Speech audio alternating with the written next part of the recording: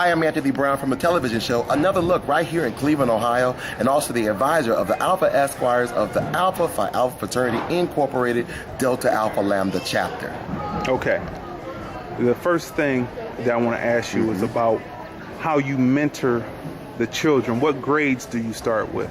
Well, the Alpha ESQuires program starts with grades 8 all the way up to grade 12, and we also do a tracking program where we monitor them even throughout their college years. And this is only our second year in progress. We have right now 3 students who have graduated are in college, and so we have the rest of the group are 8th through 12th grade. We have about 25 members here in Cleveland. Now, so what does the ESQuire organization do with the youth? Well, what the fraternity does with the young men is to teach them leadership development skills, community service, social networking skills, communication skills, public speaking, and things of that nature. Now, a lot of the boys that you work with, do they have the fathers in the home? It is it's a range. We have some who have father figures or fathers in the home. You have some who are just being raised by mom or grandmother or foster parents. So it runs the gamut. I have young men from all over the greater Cleveland. They come from the suburbs, from as far as Macedonia, down to Ginn Academy, to John Hay, to Warrensville. So we kind of spread the gamut, and they come from all backgrounds. I say they all have baggage. They all come with a story to tell. So do you find, just on the social side, you find that the ones who do have a father are more socially acclimated than the ones who don't, or is there a You know, that's a good question. I do find that some of my young men who do have the father or the father figure in their household or in their life, they're a little bit more apt to be more social or more involved in certain things. And I'm not saying anything against my young men who are just being raised by mom or grandmother, because I was raised by my mother and my grandmother. And so, but I'm glad to be a dominant figure in my son's life. Right there with him every day, living with me and all those kinds of things. But I do find that there are some disparity between those who have a father figure and those who don't. And so what the fraternity has done is we try to step in and try to at least somehow fill the gap, so to speak, and become that positive role model so they can walk in excellence in everything that they do. So the organization, the fraternity that you speak of is Alpha Phi Alpha Fraternity Incorporated, 1906. Yes? That is correct. Okay. So the oldest and the coldest fraternity in the world. And so we had, so we thought we would pick up the mantle and start this initiative here in Cleveland. I know there's other organizations, other groups doing that, but we wanted to make sure that we show a presence here in our community. Okay, so I noticed from the show on Friday that the young men, they do some of the Alpha steps. How did the national organization accept you teaching people who are not pledged Alpha Phi Alpha Fraternity Incorporated those steps? Well, you have to understand, first of all, that stepping is an old African.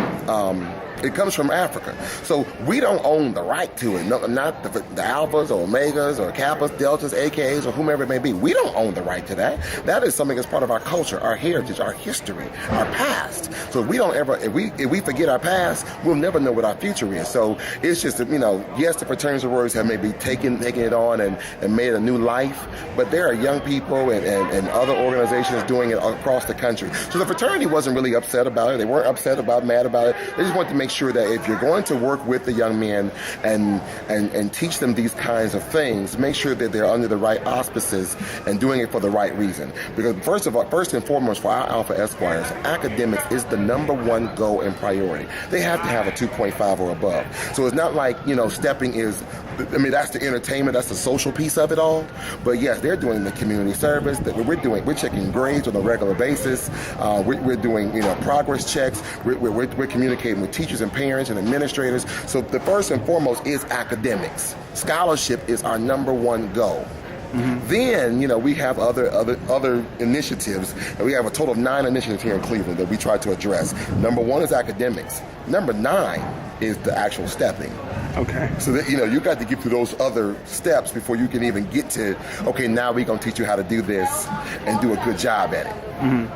Okay, now the question about the young men mantle put on young boys of African descent. I remember a few years back, a young boy, because he was only 14 years old, he was in the Florida boot camp system.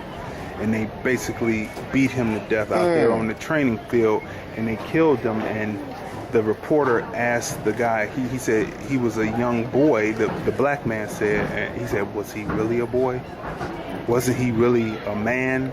How do we instill into our boys the responsibility, but all at the same time keep the larger society that wants to do us harm from using our words to incarcerate them? We have found that society has already labeled the African American man. With all the different challenges, the moment something goes wrong, they're quick to label and point the finger at us.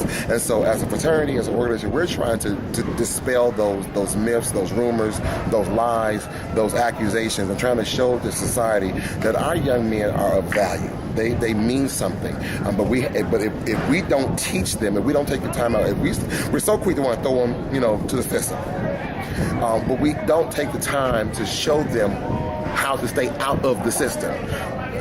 Go back to a familiar game. I was talking to my young man the other day, like, look, you go back to the old game called life. It's a board game. I said, but yeah, life is a game. Until you learn how to play the game of life, you will fail. So what we are trying to do is show our young men how to play the game. How to conduct yourself in the boardroom, in the classroom, in the community, in the family, in the home, in the church. Know what your role is when you're there and play your role. So our control is to teach them that, so that the larger society will never be able to switch label our words and turn it around. Because so often we have seen, just like you're in the media, I'm in the media, we will see something, or we've seen people take people's words or thoughts or comments or actions and take it out of context just to make the 11 o'clock news. And we have to stop doing that and look at the bigger picture. Right. Last words, websites where they can reach you, all that. All right, well, let's see. Again, we thank you. Hey, you've been watching Crazy D's. This is a great show. You see it on YouTube. You see it on Facebook. I happened to catch it the other day just watching some of this Ohio homecoming festivities. I want to thank Alonzo Mitchell and all those power players who made this event possible. Thank you for allowing me to take another look at what you do. Hey, if you want more information about what I'm doing, go to our website at www.another-look.com. Click and send me an email, or you can check it out on Facebook. Another Look, just look up Another Look television show on Facebook, or Alpha ESQuires of Cleveland, Ohio, right on Facebook, and I'll be glad to answer any questions. If you have a young man who wants to sign up, if you want to be on a television show, or you want to just get involved in some form or fashion, hit me up and let me know what's happening. Always remember, make time and take time for Another Look.